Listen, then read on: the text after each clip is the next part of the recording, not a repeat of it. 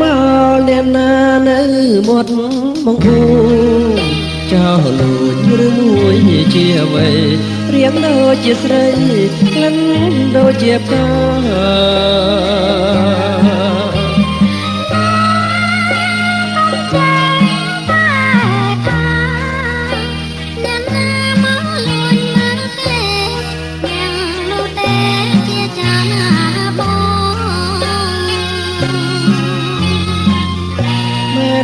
ហើយចោលបងគឺចោលលួចចិត្ត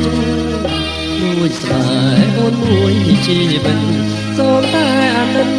សូមតែមេត្តា